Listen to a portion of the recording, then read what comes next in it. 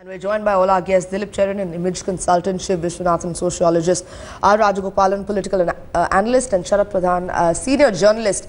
Mr. Rajagopalan, let me come to you first. You know, reality is that the Congress is still unsure about formally endorsing the idea of the party being led by Rahul Gandhi. And as we saw Sonia Gandhi very curtly coming out there and just, making it very, very clear, categorically stating that the decision is final. So declaring Rahul Gandhi as a prime ministerial candidate prior to the elections therefore comes with the risk of confirming the allegations of nepotism being lobbed at the party by the opposition parties. Yeah, you are absolutely right. The reasons for not projecting Rahul Gandhi may have several reasons. Two among them are the recent ghost of Madhya Pradesh, Rajasthan, Delhi, the severe defeat, what they got in these four state elections. And the madam said on December 8th, Madam Sonia Gandhi declared on 8th of December that she will be announcing a candidate, and she was also specific that it will be he. From that day to yesterday, what all happened? A senior minister conveyed to me that there were deliberations inside, and he found that he is not going to be the prime ministerial candidate for two reasons. One, he said that ye to mitti ka goda, that type of, he said that sand horse. In the seashore, if you build a horse on the sand, once the tide comes, it wipes out the horse. That type of connotations they projected. That shows that Congress has got into a confused state, and they could not have given a clear-cut projection to Rahul Gandhi, because they suffered a setback in Arvind Kejriwal's winning, and also BJP leader Narendra Modi's tirade against Congress, and one slogan which sweeps the country by his oration, that he wants a poll to be Congress-free state.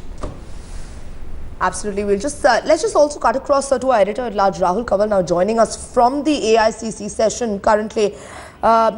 Rahul, let's just cut across to you. What's the situation like on ground currently? We understand that Chidambaram just addressed the party cadre. But more interesting was the high drama that actually the AICC session began with the clamour for Rahul for PM. Well, Rahul Gandhi has just stepped back from the stage. He's working on his speech. And in fact, Javed and Kartika are with me. When Rahul was sitting and Sonia Gandhi was speaking, he was still working on his speech. So this is obviously a big moment for him, big moment for those who've gathered over here, and a lot of anticipation for what the young man says. Yes, and it's exactly to the date, a year to the date. It was on January 18th that in Jaipur he delivered that emotional speech. A lot of people are wondering whether it will be a repeat. But more than emotion, there has to be guidance, there has to be vision. Rahul Gandhi has to demonstrate not just to his party but also to the nation that he has the vision, that he has the foresight to be a rightful claimant for the Prime Ministership of India. And this is a platform that is ready-made for him, and he has to deliver that vision. He's failed in the past, Kartike, to inspire people and to reach out. Can he succeed in doing so now? Has he been working, do we know, on his public speaking capabilities? Does he understand the fact that what happened in Delhi was considered by congressmen to be a big disaster when people started running away from his rally? How will he address these issues? You see, there are issues with Rahul Gandhi in terms of public connect, Rahul. And the issue of public connect is that, I rarely see Rahul Gandhi going to the well in Parliament and meeting people like Mulayam Singh Yadav, Sushma Swaraj, L.K. Advani, senior leaders. This is part and parcel of the body language of any politician. They go and make a personal connect. Now, that's what Rahul Gandhi needs to work on, a personal connect. This time he has an opportunity. January session in Jaipur was an opportunity for him to showcase within the party about himself, because he made a transition from General Secretary to the position of Vice President. Now he will have to address the challenges which confront the Congress, and that's where, it's on those issues he would be evaluated. One of the things that Rahul Gandhi said when he briefly intervened was that I will speak about what you want to hear about when I speak at 3:30, and everyone was clamoring, saying Rahul for PM. People had brought their own posters and placards. Can there be a change in the script where he doesn't declare himself as the prime ministerial candidate, but he says that I'm leading you into battle, and if the time comes, I will not shy away from the responsibility. Will he give that? I mean, that is a possibility. He could say that to satisfy, and this is not something new. This is not something new. He's said this. He said this in the past. He said that in the interview. He's been saying that in his interactions as well.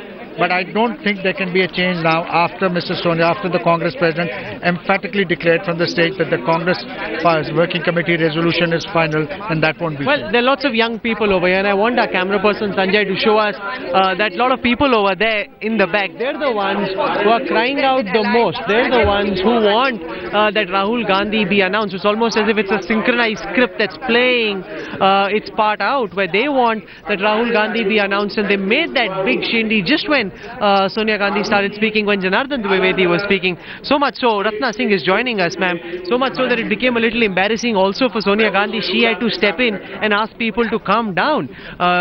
Do you believe that there is still a possibility that Rahul could go slightly beyond what the CWC decided yesterday and indicate that he would be willing to take up the challenge and not shy away from it? I don't think Rahul ji is shying away from any response. But you saw the mood over here in the AICC. You saw what all the young delegates had to say. We all would like him to take the decision, but we understand the democratic process. And Rahul ji has clearly said, whatever responsibility the Congress gives me, I am going to do it. What is it that, as a member of parliament, you are looking out for when Rahul Gandhi speaks? How big a speech do you think this is for him? He's been criticized for being a really bad public speaker. When in Delhi he started to speak, people wanted to go away from that rally. That's the perception people have of him. What do you think he needs to do to change that perception? You know, I come from a rural background, and when Rahul ji ever comes to my constituency or he comes to Amethi, Raebareli, we are all from the same belt. We find that the public is very, very enthusiastic to hear Rahul. So you were just saying that. You're being very kind to the young man. The reality is he's not speaking as well as say a Kejriwal is or a Modi is. They're able to inspire people, electrify people in a way that Priyanka can, for example, but Rahul currently isn't being able to. I don't think that's quite true. Everybody has their own style of speaking. You can't really change that. And Rahul ji's style, at least it appeals to in our belt. You know, city people have a little, maybe a different attitude. Karthike, is this a problem that Rahul and his teammates are conscious of? The fact that especially in urban areas, his speeches are being deemed as uninspiring. We just heard Ratna say that in rural India it's different. You travel a lot with Rahul. I really don't agree. I have rarely seen Rahul Gandhi speak more than 10 minutes, and this was very evident in the 4 assembly elections, where a lot of people said that why is Rahul speaking for 5 minutes, 7 minutes? If you make an honest comparison with other leaders, they speak impromptu for 15 to 20 minutes, and that's how people would like to. Right, we seem to have lost the line there, but we'll try and get back to more of that coverage of the AICC session. We're also being joined by Aarti Jairath, a senior journalist in the studio with us, and Harish Bijur, political analyst, joining us. Dilip Charan, let me come to you right now. Let's just look at the image of Rahul Gandhi. Now, perhaps Priyanka playing a larger, strategic and planning role is the key part of the Congress strategy. But really, is that actually going to help Rahul Gandhi's fortunes? I think what the Congress does not need is any sense of incongruity in what they're trying to do. So, as long as the styles are in sync, it's fine.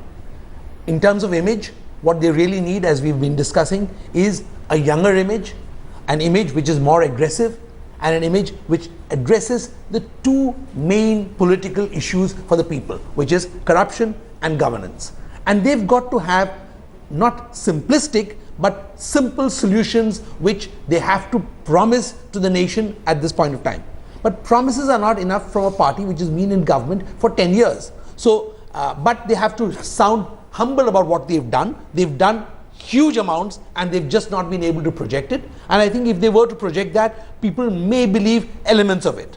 But they need to also go aggressive and demolish the opposition, which they're not doing. Meaning, as Shiv Vishwanathan said a little earlier, a well-timed joke, a kind of a little bit of humor, besides the fact of not addressing it or taking it to a secular level and a communalism level. They need to simplify it, because today's voter She is looking for simple messages. She is young. Right. And in 5 years, her whole approach to elections have changed. Absolutely. We'll come back to this more on this discussion and this crucial AICC session that in fact is taking place in the capital right now.